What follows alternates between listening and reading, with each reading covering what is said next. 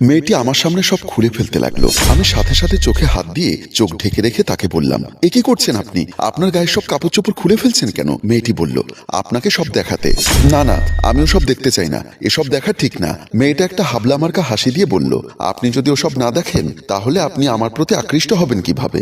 আপনাকে কে বলেছে ওসব দেখলে আমি আপনার প্রতি আকৃষ্ট হব? মা বলেছে। মা? মেয়েটি একটু হাবাগোবা টাইপের। এ ধরনের হাবাগোবা টাইপের ছেলেমেয়েরা কখনো মিথ্যা বলে না। আমার বোঝার বাকি রইল না বাড়িওয়ালি কেন আমাকে তার ড্রয়িং রুমে এনে বসিয়ে নাস্তা দেওয়ার কথা বলে রুমের ভেতরে চলে গেলেন। এবং উনি যাওয়ার একটু পরেই বাড়িওয়ালির একমাত্র হাবলা মেয়েটি আমার সামনে এসে তার সব কাপড় খুলছিলেন। এর মধ্যে দেখলাম কাজের মেয়ে আমার জন্য নাস্তা নিয়ে এসে টি টেবিলে দিলেন। আমি বললাম, আমি নাস্তা খাবো না, আমার এখন অফিসে যেতে হবে। আন্টিকে বলবেন বিকালে অফিস থেকে ফেরার সময় ওনার সাথে কথা বলবো বলে আমি রুম থেকে বের হয়ে গেলাম।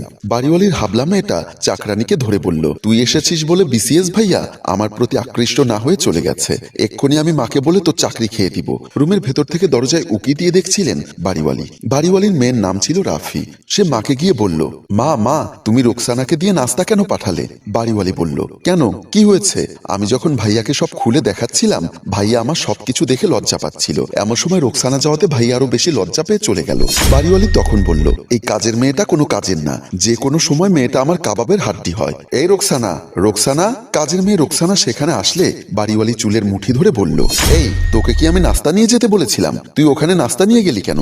রোকসানা বলল, আপনি যখন বিসিএস ভাইয়াকে ড্রয়িং রুমে বসিয়ে নাস্তার কথা বলছিলেন তখন আমি রান্নাঘর থেকে শুনছিলাম, তাই ভাবলাম আপনি বলার আগে নাস্তাটা দিয়ে দিলে আপনি খুশি হবেন, কারণ আজ হোক কাল হোক বিসিএস ভাইয়া তো আপনার মেয়ের জামাই হবে। রাফি বলল, কিভাবে হবে? মা তো বলেছে আগে তাকে আমার রূপের জালে বন্দি করতে হবে। আমি রূপের জালে বন্দি করার আগে তুই গিয়েই তো জালটা ছিঁড়ে দিলি। বাড়িওয়ালি বলল, শোন, ভবিষ্যতে আমার মেয়ে যদি ওকে নিয়ে একান্ত সময় কাটায় তুই ওদিকে ভুলেও তাকাবি না, কিংবা প্রয়োজন পড়লে ওই রুমে যাবি না। রুকসানা চলে যাওয়ার পর বাড়িওয়ালি তার মেয়ে রাফিকে বলল, শোন মা, বিসিএস ছেলেটি বিকালবেলা যখন অফিস থেকে ফিরবে তখন তুই দরজার সামনে দাঁড়িয়ে থাকবি, আর তার সামনে শরীরটাকে এমনভাবে মোচড়ামুচড়ি করবি যাতে তোকে কাছে পাওয়ার জন্য সে পাগল হয়ে যায়। তোমার আর বলতে হবে না মা, তোমার কাজ নিশানা ঠিক করা, আর আমার কাজ নিশানাকে বিছানা বরাবর নিয়ে যাওয়া।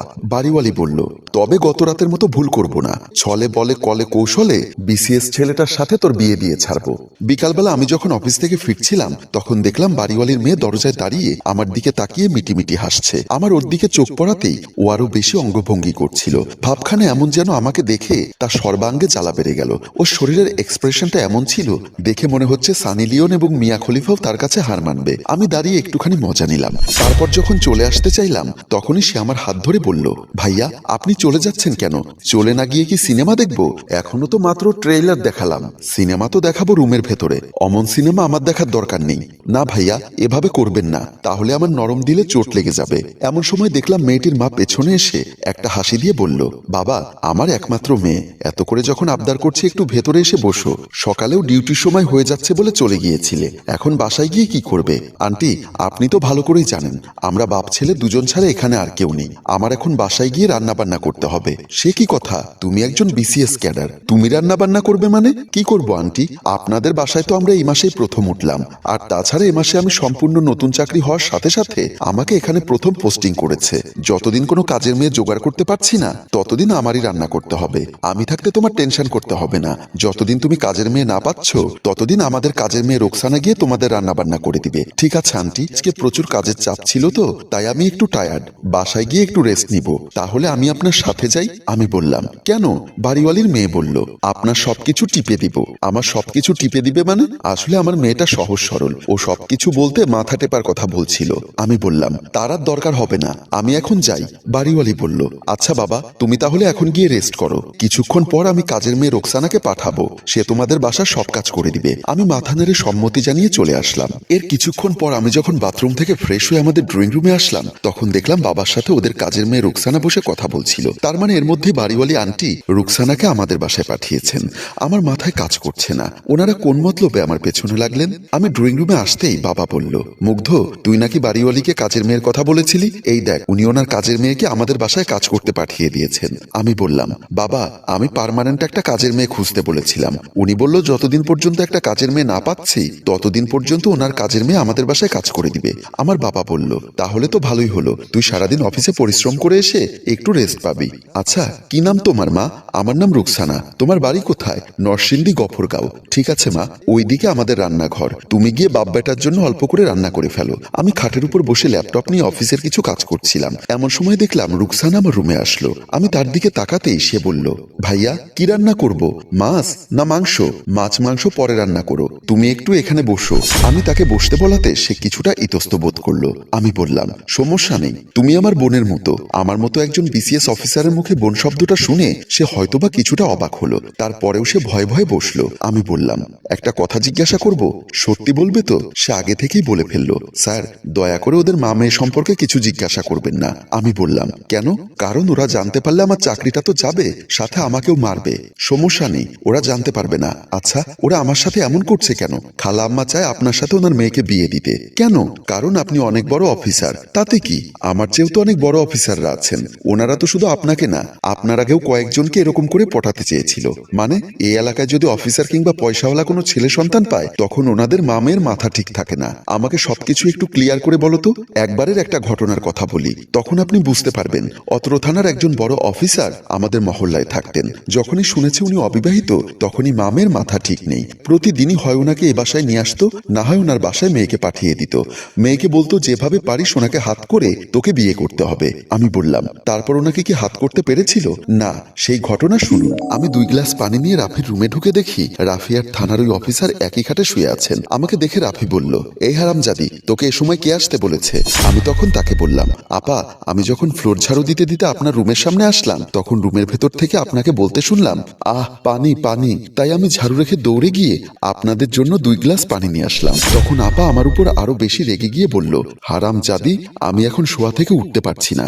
যদি পারতাম তাহলে যে পানির কথা বলে বলে আমি চিৎকার করছিলাম, সেই পানিগুলো সব তোকে খাওয়াতাম। আমি দেখলাম আপা আমার উপর রেগে গেছে, তাই আমি ওখানে আর না দাঁড়িয়ে চলে এসেছিলাম। এমন সময় ওই পুলিশ অফিসারের ওয়্যারলেস সেটে থানা থেকে কল এসেছে। অত্র জেলার এসপি সাহেব নাকি থানায় এসে ওনাকে পাচ্ছেন না, তাই ওনাকে জরুরি থানায় যেতে বলছেন। পরে দেখলাম ওই পুলিশ অফিসার পাশে রাখা প্যান্ট শার্ট নিয়ে বাথরুমে ঢুকে গেল। রুকসানার মুখে কথাগুলো শুনে আমার ওদের প্রতি ঘৃণা জন্ম নিল। মানুষ এত নোংরা হতে পারে? তারপরও পরে কি হলো সেটা জানার জন্য রুকসানাকে জিজ্ঞাসা করলাম, ওই পুলিশ অফিসারের সাথে ওনার মেয়ের বিয়ে হয়নি? না। কেন? বিকালবেলা ওনারা মামে ড্রয়িং রুমে বসে কথা বলছিলেন। এমন সময় পুলিশ অফিসার আসলেন। ওনাকে খুব বিমর্ষ দেখাচ্ছিল। খালাম্মা জিজ্ঞাসা করলো, বাবা কি হয়েছে তোমার? মন খারাপ কেন? কোনো সমস্যা? আন্টি, আমার সব শেষ হয়ে গেছে। কি হয়েছে বাবা? আজ এসপি স্যার আমাকে সাসপেন্ড করেছেন। কেন? পুলিশ তন্ত্রের বাইরে গিয়ে আমি একটি দুর্নীতি করেছি, তাই। আন্টি, এখন তো আমার সবকিছু শেষ, আমি তো রাস্তায় বসে গেলাম। বলে উনি যখন সোফায় বসতে চাইলেন, তখনই খালা আম্মা বলল, বাবা দয়া করে তুমি রাস্তায় গিয়ে বসো, আমার বাসায় বসো না। আন্টি, আপনি বলেছিলেন আপনার মেয়ের সাথে আমার বিয়ে দিবেন। তখন তো বাবা তোমার চাকরি ছিল, তুমি একজন অফিসার ছিলে। এখন তো তুমি আমাদের মতো পাবলিক হয়ে গেছো, আর আমি বড় কোনো অফিসার ছাড়া আমার মেয়েকে বিয়ে দিব না। এরপর ওই পুলিশ অফিসারকে বাসা থেকে বের করে দিলেন। এর সাথে সাথে দেখলাম রাফি বমি করছিল। রাফিকে বমি করতে দেখে খালাম্মা বলল, কিরে তুই বমি করছিস কেন? আম্মা, তোমাকে না বলেছি 2 মাস ধরে আমার পিরিয়ড বন্ধ। সমস্যা নেই, তোকে এক্ষুনি ডাক্তারের কাছে নিয়ে গিয়ে ওয়াশ করে আনবো, তারপর আবার কোনো বড় অফিসার দেখে তোকে বিয়ে দিব।